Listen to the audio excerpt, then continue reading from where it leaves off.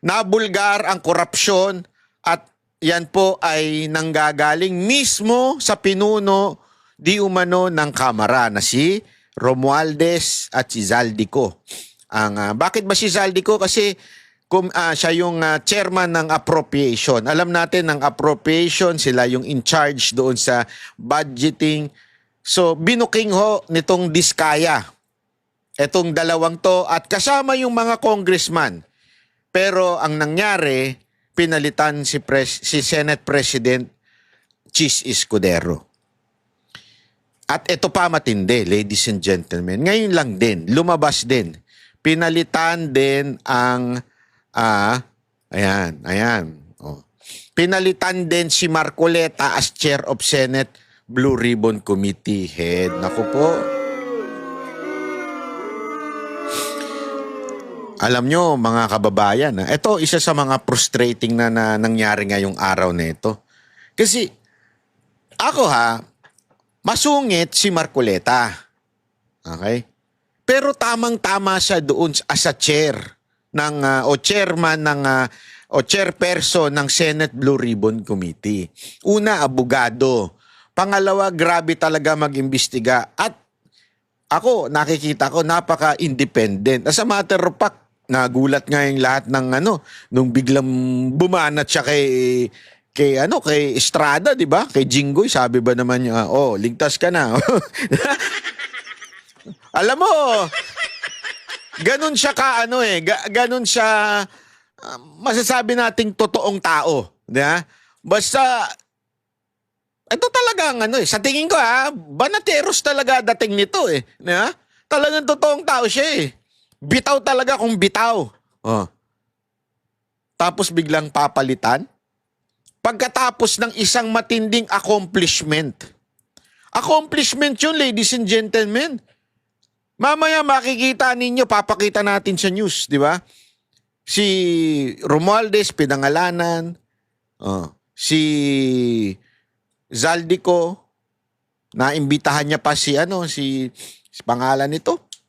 Si Tiangco, at doon pinakita talaga yung inilagay na pera ni Zaldico sa mga distrito. Yeah? According to Tiangco. So, kung accomplishment at accomplishment, kauupo pa lang ng mamang to, si Marcoleta. And yet, ang dami ng accomplishment. Pero ladies and gentlemen, grabe Grabe. Isang ganun Alam mo, hindi mo talaga matatanggal sa isip ng mga Pilipino na kaya tinanggal ito dahil may nakantil. Merong nakantil. Alam mo, dito mo makukunik makukunik mo talaga dito Malacanang ang kumukumpas sa Speaker of the House, kung sino yung magiging Speaker of the House. Malacanang din ang kumukumpas kung ang sino ang magiging Senate President. Alam yan ng lahat ng senator, lahat ng congressman, alam yan. Ang dinadali ng Blue Ribbon Committee ay si Romualdez at si Zaldico. Pero bakit pinalitan ni BBM etong si Marcoleta? Ang tanong tuloy ng taong bayan. Meron kayang kinaugnayan ang presidente ng Pilipinas sa korupsyon di umano allegedly accused by the Diskaya kila Speaker at kay Zaldico? Yan ang tanong ngayon. Kayong sumagot, mga kababayan, kasi kung wala at kung gusto ninyong malaman talaga ang katotohanan, gusto ninyong malaman ang katotohanan tama, mali. O edi sana tuloy-tuloy si Marcoleta. Ay, sandali, banat ba? Chotomate ha? Sasabihin nila, kasi na-involve si Escudero doon sa campaign na merong nag-donate na contractor. Okay, given, sabihin na natin. Let's assume it is true, although it is not.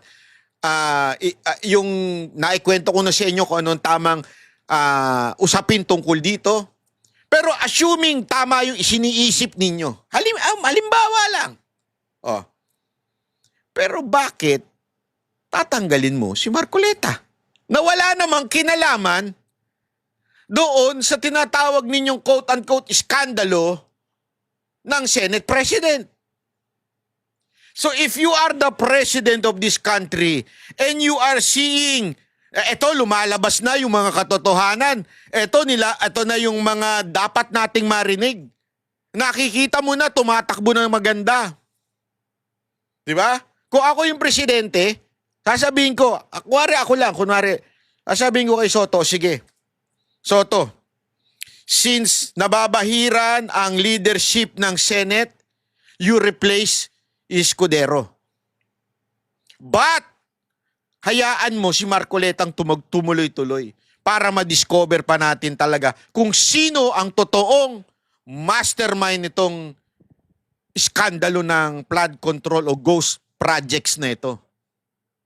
Tama, mali. Kung interesado ka talaga malaman kung sino yung mastermind. Pero, kung takot ka na malaman kung sino talaga ang mastermind, kung ako yung presidente at takot akong malaman kung sino yung mastermind, ay unang-unang tatanggalin ko si Marcoleta. Bakit? Kita nyo nangyayari. Nabubuking yung pinsang ko. Tama, mali. Allegedly lang assuming na totoo. Papakita ko sa inyo Kasi yan po ang ginagamit ngayon ng kampo ng mga Marcos. Kesyo, kaya daw pinalitan ay dahil sa eto daw si Escudero ay nasasangkot sa mga issue. Ako, ladies and gentlemen, sa tingin ko, ginamit lang yan. That's the truth. Hindi, wala akong biro. Sa tingin ko talaga, ginamit lang yung issue na yan para talaga po ay matanggal si Escudero at mapalitan si Marcoleta. Kasi may balita ako. Gusto niyo na malaman kung ano yung balita ko? Wag muna. Sige na, sabihin ko na. Meron kasi sa akin nagkwento. Yung ano ko dyan, yung ibong tiririt. May ibong tiririt ako sa loob ng Senado May ibong tiririt ako. Eto, atin-atin na lang to. Kinuwento lang sa akin ng ibong tiririt ko dyan sa Senado. Sabi sa akin, bala kayo kung maniniwala kayo o hindi. Basta ito, kwento lang sa akin ng ibong tiririt ko dyan sa Senado. Sabi sa akin ng ibong tiririt ko dyan sa Senado, alam mo ba kung bakit nagpalit? Bakit? Kasi ganito. Sinabihan daw, di umano, allegedly, si Chis Escudero at sinabing patigilin si Marcoleta at palitan. Or more or less, ikabig. Ikabig ang direksyon na hindi tatamaan ang mga pangalang hindi dapat binabanggit. Grabe, parang Panginoon, ano? Grabe, no? Kabigin. Tanggalin. Si Chis Escudero daw, nanindigan. Sabi niya, wala sa akin yan. Nakadepende yan kay Senator Marcoleta.